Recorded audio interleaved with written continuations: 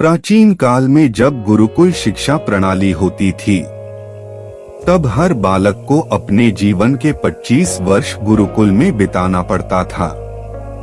उस समय एक प्रचंड पंडित राधे गुप्त हुआ करते थे, जिनका गुरुकुल बहुत प्रसिद्ध था, जहां दूर दूर राज्य के शिष्य शिक्षा प्राप्त करने आया करते थे।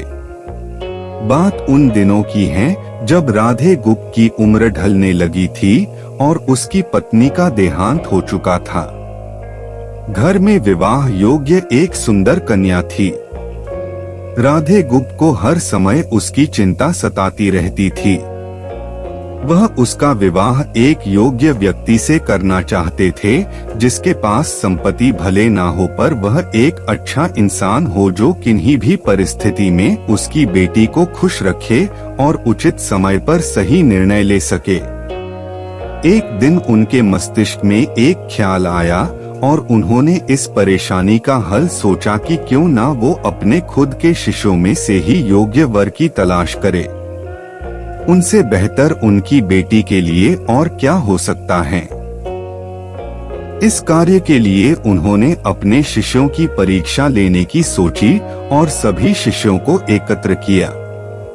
राधे गुप्त ने सभी से कहा कि वे एक परीक्षा आयोजित करना चाहते हैं, जिसमें सभी की बुद्धिमानी का परिचय होगा। उन्होंने सभी से कहा कि उन्हें अपनी पुत्री के विवाह की चिंता है, जिसके लिए उनके पास पर्याप्त धन नहीं है, इसलिए वे चाहते हैं कि उनके शिष्य विवाह में लगने वाली सभी सामग्री कैसे भी करके एकत्र करे, भले उसके लिए उन्हें चोरी का रास्ता चुनना पड़े, लेकिन उन्हें चोरी करता कोई भी देख ना सके। इसी एक शर्त का पालन सभी को करना है। अगले दिन से सभी शिष्य कार्य में जुट गए। रोजाना कोई न कोई तरह तरह की वस्तुएं चुरा कर लाता और राधा गुप्त को दे देता। राधा गुप्त उन्हें एक विशेष स्थान पर रख देते, क्योंकि परीक्षा के बाद यह सभी वस्तुएं उनके मालिक को वापस करना जरूरी था, चूंकि वे अपने शिष्यों को सही ज्ञान देना चाहते थे।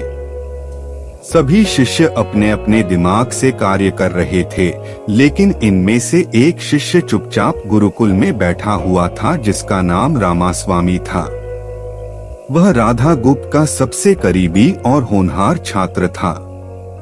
उसे ऐसा बैठे देख राधा गुप्त ने इसका कारण पूछा। तब रामास्वामी ने बताया कि आपने परीक्षा की शर्त के रूप में कहा था कि चोरी करते वक्त कोई ना देख सके। इस प्रकार अगर हम अकेले में भी चोरी करते हैं, तब भी हमारी अंतरात्मा उसे देख रही है। हम खुद से उसे नहीं छिपा सकते। इसका अर्थ यही है कि चोरी करना व्यर्थ है। उसकी यह बात सुन राधा गुप्त के चेहरे पर खुशी छा जाती है। वे उसी वक्त सभी को एकत्र करते हैं और पूछते हैं कि आप सब ने जो चोरी की, क्या उसे किसी ने देखा? सभी कहते हैं नहीं। तब राधा गुप्त कहते हैं कि क्या आप अपने अंतर्मन से भी इस चोरी को छिपा सके? सभी को बात समझ आ जाती है और सबका सिर नीचे झुक जाता है, सिवाय रामास्वामी के। राधा गुप्त रामास्वामी को बुद्धिमानी की परीक्षा में अव्वल पाते हैं और सभी के सामने कहते हैं कि यह परीक्षा मेरी पुत्री के लिए उचित वर तलाशने के लिए रखी गई थी। इस प्रकार मैं रामास्वामी का विवाह अपनी पुत्री के साथ तय करता हूँ। सभी खुशी से झूम उठते हैं।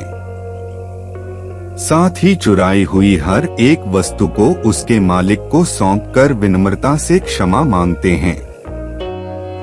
कहानी की शिक्षा।